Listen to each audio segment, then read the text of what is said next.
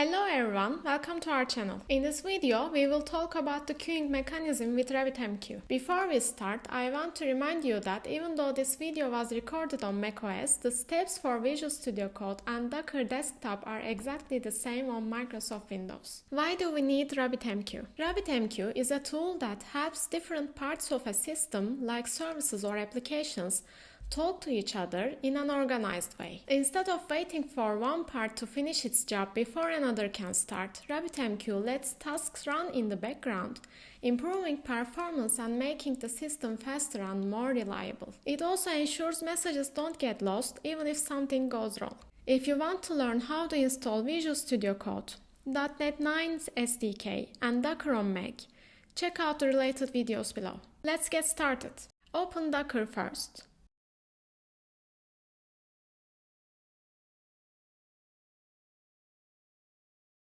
Then open the terminal from the bottom right corner. Enter the command to create a RabbitMQ container.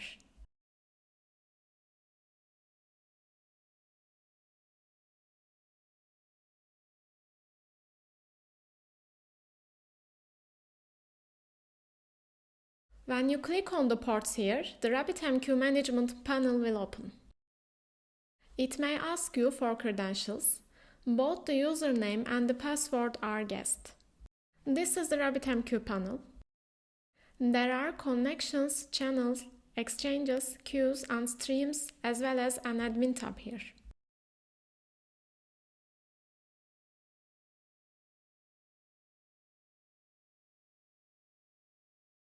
Open the Visual Studio Code.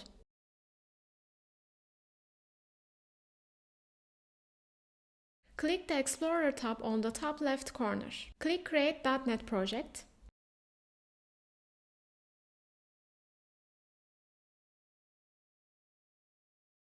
Select the console app for this demonstration.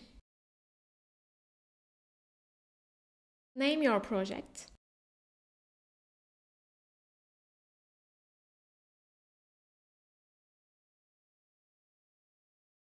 In the options, toggle top-level statements to true.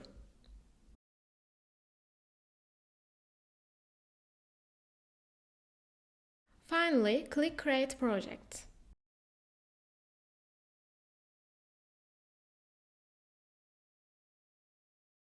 In the Explorer tab, open Program CS.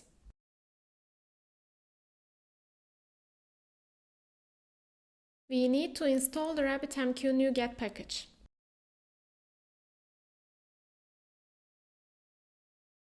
Search for RabbitMQ.Client like I do.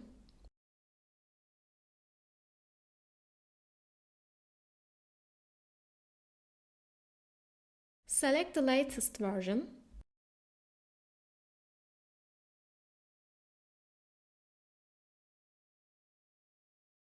Import the library we just installed.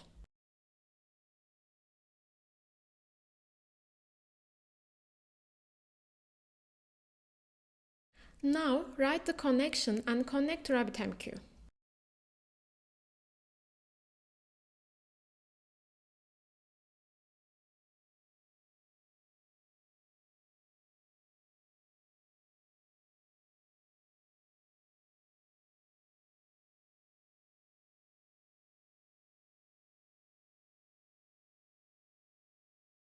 Create a channel, then create a queue.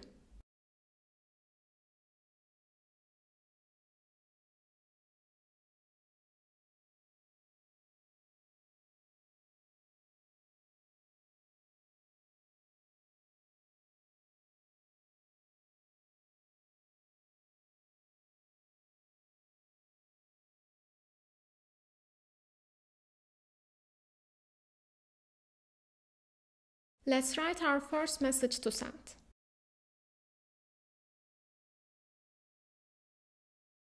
Encode the message. Channels may have multiple queues. Send your message to the channel by specifying the queue you want to use.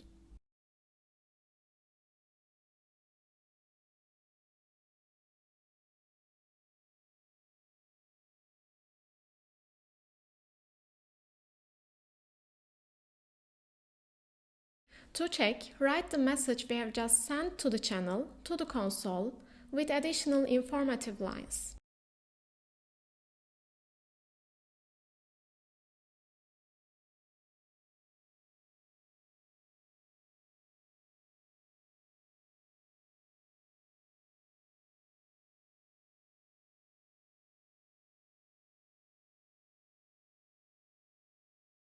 Run the project and observe the output.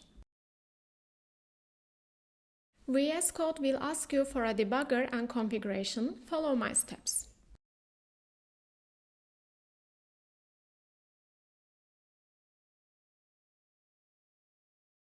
Let's go back to the RabbitMQ management panel to check if the message we sent to the channel was successfully received. You can see the number of connections, channels, and queues here.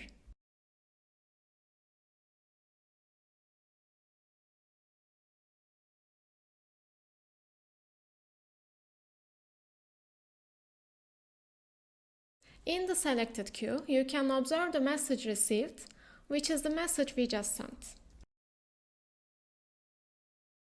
The red line over here shows the total number of messages received, and we have 1. Right now, RabbitMQ keeps the message in the queue until somebody decides to consume it.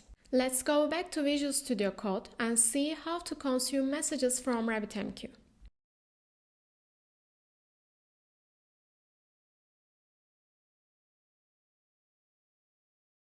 To consume messages from RabbitMQ, the consumer is required to define the channel. The channel depends on the connection, which requires a factory. In this project, we have already defined them above to send messages, so I will not define them again in this case. Let's define a consumer for the channel. We need to define a body and encode the message. Then we can see the message by writing it to console.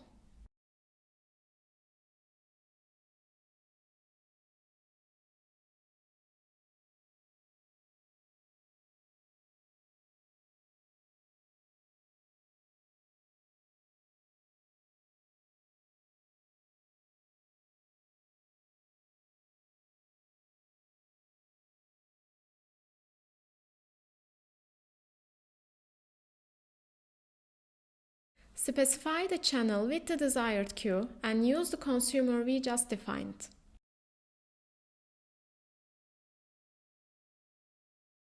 When AutoEC is true, the messages are consumed immediately. Otherwise, you may specify additional steps before the messages are consumed.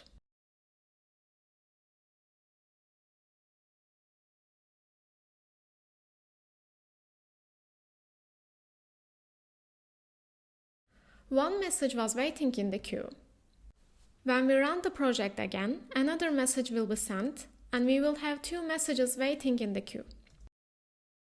Let's place a breakpoint to check the first part.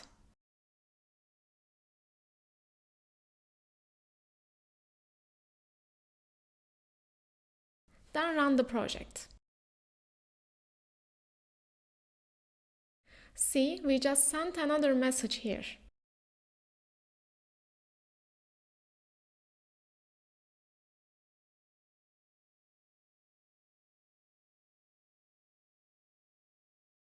Let's remove the breakpoint and continue.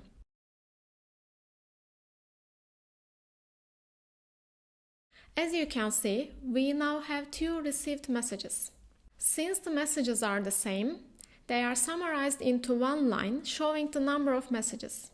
It also lists all the different messages here.